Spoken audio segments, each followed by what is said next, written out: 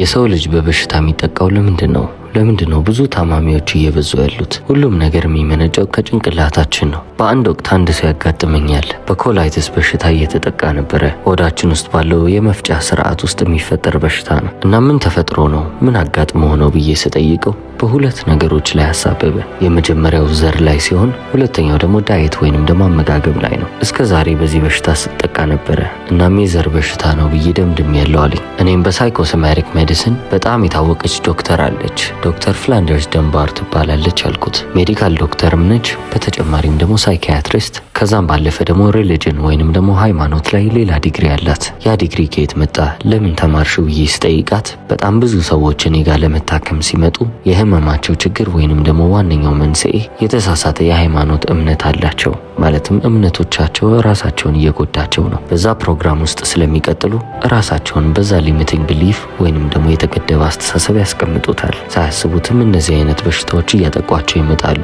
ስለዚህ እኔም እነሱን ለማገዝ ብዬ እነዚህን ትምህርቶች ተማርኩ። በሃይማኖትም ዲግሪ የወሰድኩት ለዛ ነው አለችኝ። ታዲያ ይህንን ወስጄ ለማነገርኩት በዘር በሽታ እየተሰቃየው ነው ኮላይተስ አለብኝ እያለ ራሱን ዝቅ ለሚያደርገው ሰውዬ ነገርኩት። ይቺ ዶክተር በሁሉም አስፔክት ማለትም ደግሞ በሁሉም ዘርፍ በደንብ አድርጋ የተማረችና የምታደርገውን ያወቀች ነች። ስለዚህ ምናልባትም ስለ ኮላይተስ የምትለውን ነገር አንተ አዳምጥና ውሳኔን ወስን አልኩት። እሺ ምንድነው ብሎ ጠየቀ። እሷም ያሳየችኝን ሪፖርትን የመልሽ የነገርኩት በአንድ ኒውዮርክ ሆስፒታል ውስጥ የመጣው የኮላይተስ በሽታ ኬዝ ማለትም ደግሞ በዛ በሽታ የተጠቁ ታማሚዎች የተመዘገቡበት ዶክመንት ሲታይ በጣም አብዛኞቹ ወንዶች ናቸው። መረጃዎችም እንደሚያሳዩት ከሆነ እነዚህ ወንዶች በህይወታቸው ከ30 ቀን በላይ ከእናታቸው ተለይተው አያውቁም። በተለምዶ ማሚዝ ቦይ ወይንም ደግሞ የእናቱ ልጅ የሚባሉ አይነት ናቸው። ከእናታቸው በላይ ምንም የሚበልጥባቸው ነገር የለም። ሁልጊዜም የእነሱን አስተያየት ይሰማሉ። እነዚህ ወንዶችም ያላገቡ ወንዶች ናቸው። ከእናታቸው ጋር አንድ ላይ የሚኖሩ ናቸው። ከእናታቸው ተነጥለው ለረጅም ጊዜ መኖርም አይችሉም፣ ቢችሉም አያደርጉትም። ታዲያ ሪሰርቹን ያደረጉት ዶክተሮች ያገኙት ምንድነው? የኮላይተስ በሽታ ማለትም የተጠቁበት በሽታ ዋነኛ መንስኤ ከእናታቸው ጋር ባላቸው ግንኙነት ነው። ይህ ማለት እናትና ልጅ ሲጣሉ ማለት ነው። በምን ረገድ ነው እናትና ልጅ ሊጣሉ የሚችሉት ካላችሁ ጥናቶች እንደሚያሳዩት ከሆነ አብዛኛው ጊዜ እናቶች ልጆቻቸው እንዲያገቡ ይፈልጋሉ፣ ልጆችን ማግባት ይፈልጋሉ። እነዚህ ልጆች ደግሞ ሁነኛ ወይንም ደግሞ ምፈልጋት ሚስት ብሎ የሚያመጡትን ሚስት እናትየው አትቀበልም። ስለዚህ በመካከላቸው ያለው ጸብ የሚጀምረው እዛ ጋ ነው ማለት ነው። ይህንን ነገር ሳመለክተው ወይንም ደግሞ ለዛ ሰውዬ ሳሳየው እሱም ተመሳሳይ ነገር እንዳጋጠመው ይነግረኛል። ምንድነው እስቲ ያስረዳኝ አልኩት። እኔም ከእናቴ ጋር ትልቅ ጸብ ላይ ነኝ፣ ውስጤ ይቃጠላል፣ ትልቅም ቂም ይዤባታለሁ ይለኛል። ምን ነው ምን አድርጋህ ነው ብዬ ጠየቅኩት። እሱም እንዲህ አለኝ። ወደ ቤት ማመጣቸውን ሴቶች እንዳላትወዳቸውም ሁልጊዜ እነሱ ላይ እንከን መፈለግ ነው ስራዋ። ይችኛዋን ልጅስ በቃ ምንም አትላትም፣ ላገባት ነው እሷም ትፈቅድልኛለች ብዬ ስል በፍጹም አይሆንም ይዘህልኝ ሂድ ትለኛለች። በዚህም ምክንያት እበሳጭባታለሁ አለኝ። አስተውሉ፣ ኮላይተስ በሽታ ከምንም ጋር አይገናኝም። አይደለም ዘር፣ አይደለም ዳይት፣ ምንም አያገናኘው። ነገር ግን አንድ ነገር ስለ ሰውየው አወቅኩ። በጣም የሚወዳት በጣም ያፈቀራት አንድ ሴት ነበረች። ይቺም ሴት መንፈሳዊ ነች። እሷንም ማግባት ይፈልግ ነበረ። ነገር ግን እናቱ ያንን ሐሳቡን ስላልደገፈች እናቱን ላለማስቀየም ብሎ ያቺን ሴት አላገባሽም ይላትና ይተዋታል። ከጥቂት ጊዜ በኋላ ግን ሁሉንም ነገር እርግፍ አድርጎ አንድ ውሳኔ ላይ ይደርሳል። ይቺን ሴት አገባታለሁ አለ። ለአንዴና ለመጨረሻ ጊዜም ከእናቱ ጋር ያለውን ትስስርና ቁርኝነት ለመስበር ወሰነ። ለልጅቷ ሌላ ቤት አዘጋጀላት። ሙሽራዋም የራሷን ቤት አገኘች ማለት ነው። ነገር ግን በዚህ ሰዓት እናቱን መጥላት አልፈልግም። ለእናቱ በጣም ብዙ በጎ ነገሮችን ተመኘላት። በውስጡ ምንም አይነት ቂም እንዳይኖር አደረገ። በረከት እንዳለ ወደ ቤቷ እንዲዘንብና ህይወቷንም እንዲያለመልም ተመኘላት። አያይዞም ይህንን አላት። አሁን ግን በህይወቴ ውስጥ ባለቤት ያለች፣ ይቺንም ሴት እወዳታለሁ፣ ስለዚህ አብሬያት እሆናለሁ ብሎ ነገራት። አሁንም አስታውሱ፣ ምንም አይነት ቂም ምንም አይነት ጥላቻ በውስጡ የለም፣ አውጥቶታል። ከዛ በኋላ ምን የተፈጠረ ይመስላችኋል ብላችሁ ምን ብላችሁ ትመልሱልኛላችሁ? ያው ነው፣ ምንም የተለወጠ ነገር የለም አላችሁ አይደለ? ስህተት ነው። ኮላይተስ የተባለው በሽታ ሙሉ ለሙሉ ጠፋ።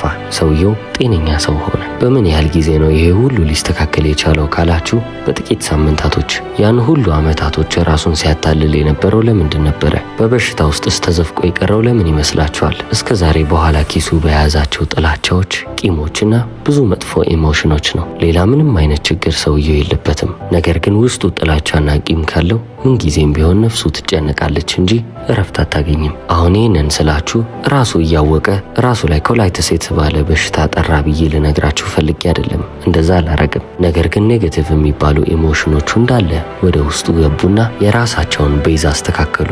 ማለትም ሰውየው በዚህ ኢሞሽን ነው የሚመራው። አንድ ስሜት ደግሞ ዶሚናንት ከሆነ ወይንም ደግሞ የበላይ ከሆነ ሰብኮንሽስ ማይንድ ግዴታ ልብ ሊለው ይገባል። ያም ደግሞ በፎርም በኤክስፒሪየንስ ወይንም ደግሞ በኢቨንት መገለጽ አለበት። ስለዚህ በሽታውን በፎርም መልክ መጣ ማለት ነው። ለራሱ ብዙ ኔጌቲቭ የሆኑ ነገሮችን ሲነገር ነበረ። ውስጡንም የሚያጠፋው ነፍሱንም የሚያስጨንቃትን ሀሳቦች ሲያስብ ነበረ።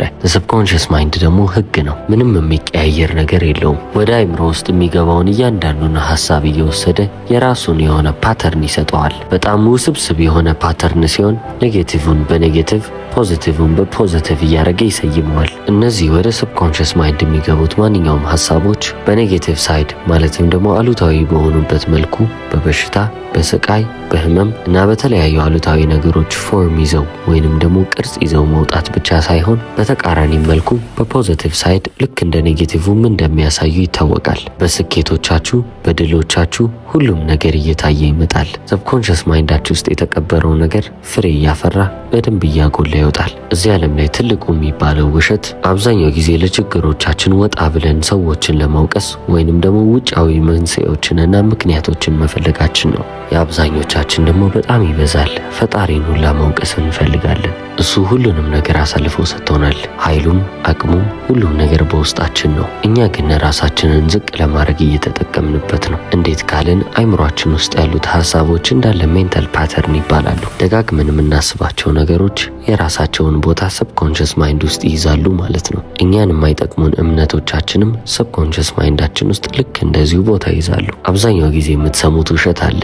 ሰዎች ይህንን ለማድረግ ፈልጌ ይህንን አጣው ይላሉ። በጣም በአብዛኛው ጊዜ አጣው የሚሉት ነገር ማቴሪያል የሆነ ወይንም ደግሞ ቁሳቁስ የሆነ ነገር ነው። የችግሮቻቸው መጀመሪያ ሁሉ እነዛ ቁሳቁሶች አለመኖራቸው የብዙ ሰዎች ታሪክ ነው። ሰዎች የእምነት ቦታዎች ላይ ሄደው የእምነት ቦታዎች ፈወሱኝ ይላሉ። ነገር ግን የእምነት ቦታዎች ሳይሆኑ እምነታቸውን ያዳናቸው ገብቷቸዋል። ቦታው ሳይሆን እዛ ቦታ ሲሄድ እፈወሳለሁ ብለው ስላመኑ ነው። ጸበልንም ማንሳት እንችላለን። ብዙ ሰው ጸበል ይጠመቃል፣ አይድንም። ለምንድን ነው? ከጸበሉ ነው እንዴ? አይደለም። ከእምነት የመነጨ ነገር ስለሆነ ነው። እምነታችን ያድነናል፣ እምነታችንም ይጥለናል። ባመንበት ነገር ሳይሆን ያመንነው እምነታችን ነው እኛንም ያድነን። የፈጣሪ ኃይል በዚህ ነገር ላይ አለ። ስለዚህ በሱ ኃይል እፈወሳለሁ ብለን ካመንን በልባችንም ካለ ሙሉ ለሙሉ ጥርጣሬውም ከውስጣችን ከወጣ እንደ እምነታችን ሁሉም ነገር ይሆንልናል። እምነት ስንል ደግሞ ምን ማለት ነው? ወይንም ደግሞ ብሊፍ እኔ ሊቪንግ ኢን ስቴት ኦፍ ቢይንግ እለዋለሁ። በመሆን ውስጥ መኖር፣ ለአንድ ነገር ሕያው መሆን፣ አንድን ነገር እንደ እውነታ መቀበል። እውነታ ባይሆን ራሱ እውነታ ነው ማለት። እምነታችሁ እስካለ ድረስ ሁሉም ነገር መሳካቱ አይቀርም። ያ ነገር እውነታ ቢሆንም ባይሆንም እውነታ ይሆናል። ጊዜ ብቻ ነው የሚያስፈልገው እንጂ ሌላው ሁሉም ነገር ቦታውን መያዙ አይቀርም። አሁን ለምሳሌ የመላእክት ወይንም ደግሞ የአንድ ጻድቅ አጥንት አለ ቢባል ያም አጥንት ሁሉንም ነገር ይፈውሳል ቢባልና የሆነ ቦታ ላይ ቢቀመጥ ሌቦችም ይህንን ነገር ተመልክተው ያንን አጥንት ቢሰርቁትና ሌላ አጥንት በዛ ፋንታ ቢያስቀምጡ ወደዛ ስፍራ ለመፈወስ ወይንም ደግሞ ለመዳን የሚመጡ ሰዎች የተሰረቀና የማይሆን አጥንት እንደተቀመጠ አያውቁም። የሚፈውስ አጥንት እንዳለ ነው የሚያውቁት። ስለዚህ ያንን አጥንት እንደነኩትና ሰውነታቸው እንደዳሰሱ እነሱም በዛው ልክ እንደሚፈወሱና እንደሚድኑ ያምናሉ። ስለዚህ ያም ይሆናል። አሁን እምነታቸውን እንመልከት፣ አክሽናቸውን ወይንም ደግሞ ተግባራቸውን እንመልከት፣ ውጤቶቻቸውንም እንደዛው። በመጀመሪያ እምነታቸው አለ፣ ከዛም ደግሞ ተግባራቸው ተከተለ፣ ከዛም ውጤቱ መጣ።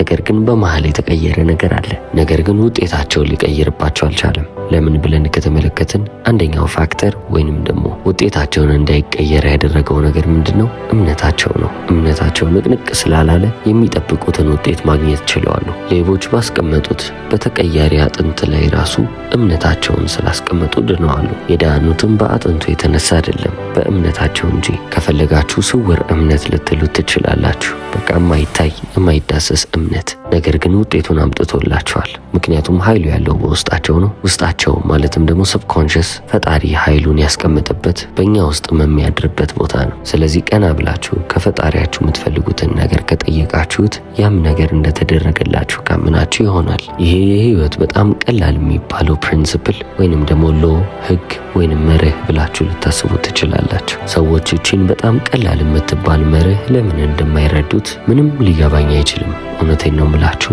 የ7 ዓመት ልጅ አምጥቼ ይህንን ነገር ባስረዳው በደንብ ይገባዋል። ነገር ግን እያደግን አዋቂ ስንሆን የራሳችንን አንደርስታንዲንግ ወይንም ደግሞ በራሳችን አይምሮ ላይ እንተማመንና ለራሳችን የማይቻሉ የሚመስሉ ነገሮች ሁልጊዜም የማይቻሉ ይመስለናል። የፈጣሪንም ኃይል ልብ ሳንለው ዝም ብለን ማለፍ እንፈልጋለን። ለዚህ ነው ብዙ ሰዎች ኮምፕሌን ሲያደርጉ ወይንም ደግሞ ቅሬታ ሲያቀርቡ የምትሰሙት። ይሄ ያልተሳካልኝ ይሄ ስላልሆነ ነው። አሁን እዚህ ደረጃ ላይ ያልደረስኩት ይሄ ነገር መጀመሪያም ስላልነበረኝ ነው። እንዲህና በጣም ተመሳሳይ የሆኑ ውሸቶችን ለራሳቸው ደጋግመው ይነግሩትና ያ ነገር የራሳቸው ሰብኮንሽስ ቢሊፍ ወይንም ደግሞ ውስጣቸው የተቀበረ እምነት ሆኖ ይቀራል። ፈጣሪ እንደነገረን ደግሞ እንደ እምነታችሁ ይሆንላችኋል ነው። ስለዚህ ይሄ የተከሰተብኝ መጀመሪያ ይህ ስላልነበረኝ ነው ብለን በደንብ ያመንነው ነገር የምርም ይሆናል። እንደነዚህ አይነት እምነቶችን ወዲያውኑ ልናስወግድ ይገባል። በቃ ሙሉ ለሙሉ አያስፈልጉም። ራሳችሁን በአዲስ መንገድ ላይ ልታስቀምጡ ይገባል። አለበለዚያ መንገዱ በጣም የተጨናነቀና ዝቅ ያለ መንገድ ይሆናል። ከተወሰኑ ዓመታቶች በፊት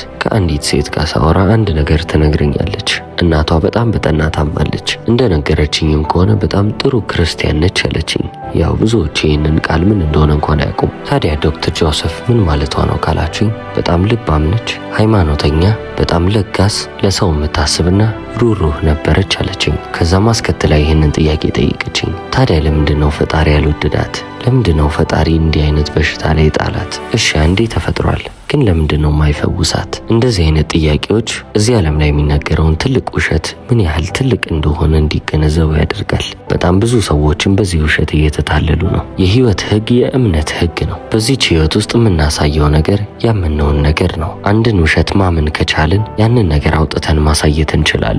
ለምን ይመስላችኋል ውሸት ሲደጋግም እውነት ይሆናል የሚባለው? በእምነት እኮ ነው። አንድን ውሸት ደጋግማችሁ እንደ እውነታ ከቆጠራችሁት ያ ነገር ተቀብሮ እምነታችሁ መሆኑ አይቀርም። ሰብኮንሽስ ማይንዳችን ውስጥ የምንዘራውን ነገር እንዳለ መልሰን ማጨዳችንም አይቀርም። የዘራነው የፍርሃት ሐሳብ፣ የህመም ሐሳብና የቂም ሐሳብ ከሆነ እነዚህን ነገሮች መልሰን ማጨዳችን አይቀርም። አንድን ሐሳብ መዝራት ማለት በመጽሐፍ ቅዱስ መሰረት ያንን ነገር በሙሉ ልባችን መቀበል ማለት ነው። በልባችን ሙሉ ለሙሉ የተቀበልነውን ነገር ደግሞ ሙሉ ለሙሉ አውጥተን እንደዚሁ እናሳያለን። እቺ ወደ እኔ የመጣችው ልጅና እናቷም ልክ እንደዚሁ ነበር የሚያስቡት። ህመም፣ ስቃይና በሽታ ከአይምሯቸውና ካስተሳሰባቸው ጋር ምንም የማይገናኝ ነበር የሚመስላቸው። በጣም ትልቅ የሚባለውን ስህተት የሰሩት እዚሁ ጋር ነው። ዌምቢ ደጋግሞ ሲናገር የነበረው ዓለም የተታለለችበት ውሸት ይህ ነው ሲል የነበረው ይህንን ነበር። ህመም፣ በሽታ እና ሁሉም እነዚህ የማንፈልጋቸው ነገሮች ከኛ ውጪ ያሉ ይመስለናል። ቃሉ ራሱ አጠቃቀሙ ራሱ ከኛ ውጪ ያለ ነገር እንዲመስለን አድርገነዋል። የሆነ ሰው በበሽታ ሲጠቃ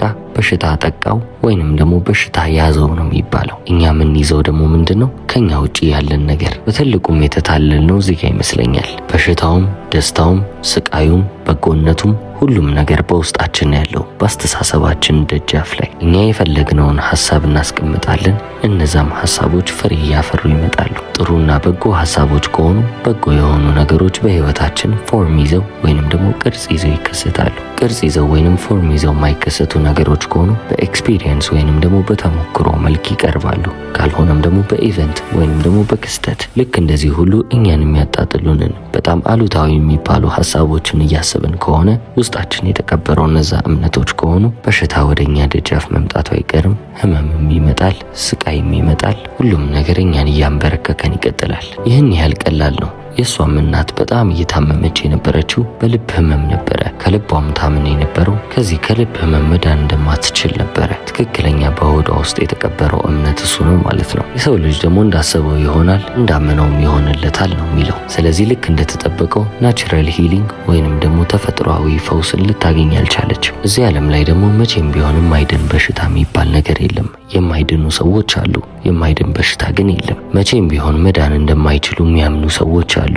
እነሱም ልክ እንደ እምነታቸው ሳይድኑ ይቀራሉ። በሽታውም ከነሱ ጋር ይኖራል። ወደ ቢሮ የመጣችው ልጅ ይህንን ነገር ተረዳች።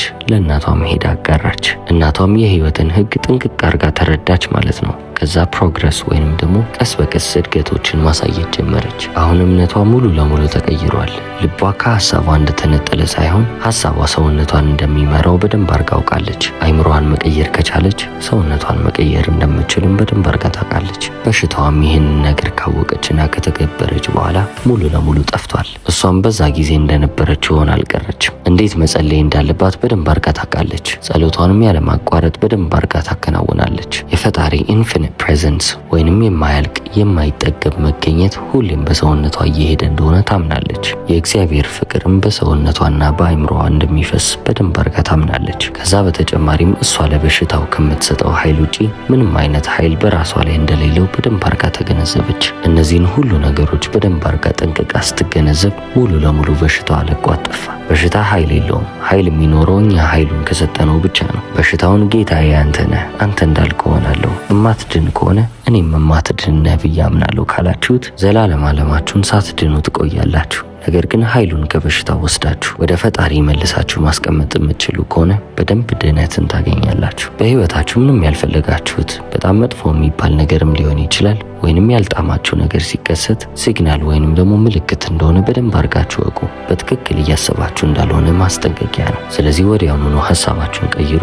ሐሳባችሁም ልክ እንደተቀየረ በዛው መስመር ቀጥሉ። ስለዚህ ነገር በቀጣዩ ቪዲዮ በደንብ አርጌ ኤክስፕሌን አደርጋለሁ። ብዙ ሰዎች ጋር ይህ ቪዲዮ መድረስ ስላለበት ብዙ ሰዎችንም ስለሚጠቅም ሼር እንድታረጉት ለመጀመሪያ ጊዜ ጠይቃቸዋለሁ። በጣም ከልብ አርጌ አመሰግናለሁ። The Power of Your Subconscious Mind የተሰኘውን ድንቅ መጽሐፍ የጻፈልን ዶክተር ጆሴፍ መርፊ ስለተከታተላችሁ አመሰግናለሁ። ቻው።